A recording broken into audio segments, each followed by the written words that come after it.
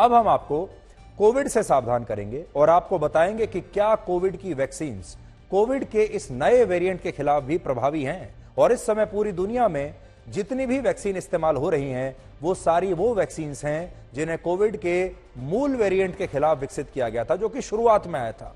लेकिन पिछले वर्षों में यह वायरस अनेकों बार म्यूटेट हो चुका है, अनेकों बार अपने अंदर बदलाव ला चुका है और समय समय पर इसके नए नए वेरिएंट्स आ चुके हैं। जैसे अभी जो नया वेरिएंट आया है उसको कहते हैं BS7।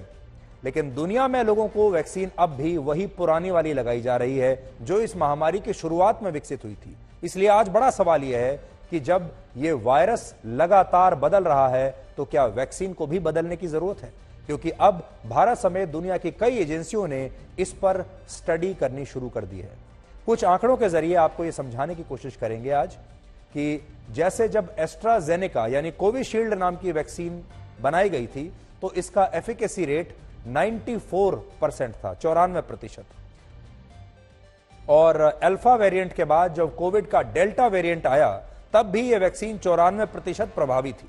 लेकिन पिछले साल जब ओमिक्रॉन का BA.5 वेरिएंट आया तो इसका एफिकेसी रेट 94% से घटकर सिर्फ 71% रह गया। यानी उस वेरिएंट पर यह उतना प्रभावी नहीं थी जितना पुराने वेरिएंट पर थी। जो आप देख सकते हैं BA.5 पर इसका जो एफिकेसी रेट है, प्रभावी जो ये थी, वो सिर्फ 71% थी। इसी तरह चीन में बनी सिनोवैक वैक्सीन अल्फा वेरिएंट के खिलाफ 50%, डेल्टा वेरिएंट के खिलाफ 49% प्रभावी थी। लेकिन ओमिक्रॉन के BA.5 वेरिएंट के खिलाफ इसका एफिकेसी रेट गिरकर सिर्फ 37% रह गया है। भारत में बनी कोवैक्सीन अल्फा वेरिएंट के खिलाफ 78%, डेल्टा के खिलाफ 76% और ओमिक्रॉन वेरिएंट के खिलाफ 57% प्रभावी थी। और अमेरिका में बनी मॉडर्ना की वैक्सीन अल्फा वेरिएंट के खिलाफ 97%, डेल्टा के खिलाफ 97% और ओमिक्रॉन वेरिएंट के खिलाफ सिर्फ 73% प्रभावी थी। और इसी तरह फाइजर की जो वैक्सीन थी वो भी अल्फा वेरिएंट के खिलाफ 95%, डेल्टा के खिलाफ भी 95% और ओमिक्रॉन के खिलाफ 72% प्रभावी रही। और रशिया में बनी स्पुतनिक वी वैक्सीन का एफिकेसी रेट भी शुरुआत में 92% था और अब यह सिर्फ 67% प्रभावी मानी जाती है। कहने का मतलब यह है कि जैसे जैसे कोविड के नए नए वेरिएंट्स आ रहे हैं, जैसे जैसे कोविड अपना रंग रूप बदल रहा है, वैसे वैसे ये वैक्सीन्स इस वायरस के खिलाफ कम प्रभावी होती चली जा रही हैं।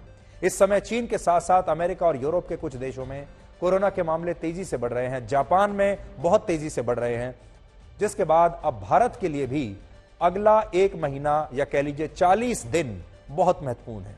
भारत में आप सबके लिए अगले 40 दिन बहुत महत्वपूर्ण हो सकते हैं, क्योंकि जनवरी में देश के अंदर कोविड-19 के मामलों में अचानक वृद्धि हो सकती है।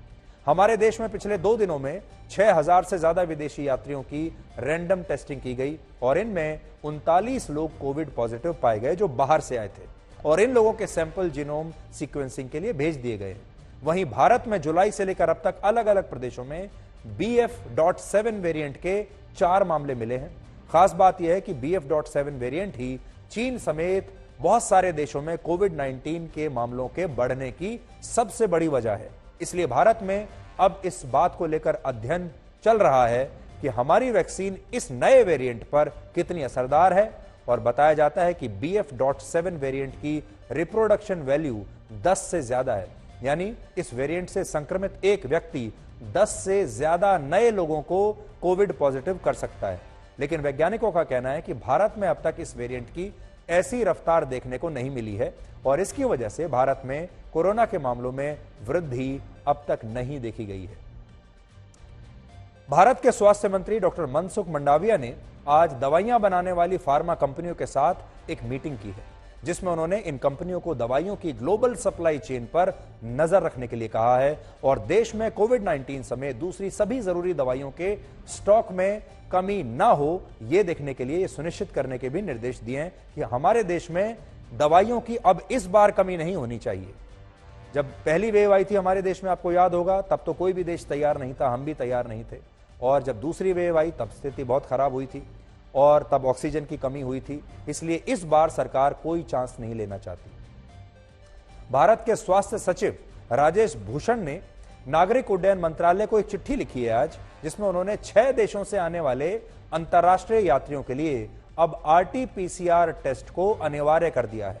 और ये कौन से देश हैं, देख लीजिए आप। ये हैं चीन, हांगकांग, जापान, सिंगापुर, थाईलैंड और साउथ कोरिया। यानी इन देशों से अगर कोई भी भारत में आएगा तो उसके लिए आरटी-पीसीआर टेस्ट कराना अनिवार्य होगा। और इन देशों से भारत अगर कोई आता है तो उसे अपनी यात्रा से 72 घंटे पहले एयर सुविधा पोर्टल पर अपना negative RT PCR test report upload करना अनिवार्य होगा। 1 जनवरी 2023 से देश के सभी एयरपोर्ट्स पर यह व्यवस्था लागू हो जाएगी। और स्वास्थ्य मंत्री डॉक्टर मनसुख मंडाविया ने आज ट्वीट भी किया है और इसकी जानकारी दी है। खास बात यह है कि विदेशों से आने वाले हर अन्य फ्लाइट्स में 2% यात्रियों की रैंडम टेस्टिंग भी हवाई अड्डों पर की जाएगी। खास बात यह है कि कल स्वास्थ्य मंत्री खुद दिल्ली के हवाई अड्डे पर जाएंगे और वहां किस तरह की तैयारियां की गई हैं इसका वो खुद जाकर निरीक्षण करेंगे। जो नए वेरिएंट आते गए, क्योंकि आरएनए वायरस से न्यू वेरिएंट पे उनका इफिकेसी जो है बहुत ही घटती गई, धीरे धीरे घटती गई। इवन जो कुछ पब्लिकेशन है कि ऑलमोस्ट 0 के आसपास पहुंच गया। तो कुल देखते हुए ये कहा जा सकता है, जो इंडियन ट्रेजेक्ट्री की मैं बात करूं कि आगे क्या है, सो बहुत ही अनलाइकली है कि कोई बहुत ही बड़ा वेव आके हमें परेशान करने वाला है। नंबर ऑफ केसेस के हो सकते हैं, नंबर ऑफ हॉस्पिटलाइजेशन बढ़ जाए, डेथ बढ़ जाए, क्योंकि आज की डेट तक जो भी हमारे पास एविडेंस है कि जिनको नेचुरल इन्फेक्शन हो गया वो अच्छे समय तक प्रोटेक्टेड हैं, लंबे समय तक प्रोटेक्टेड हैं और बेटर प्रोटेक्टेड हैं।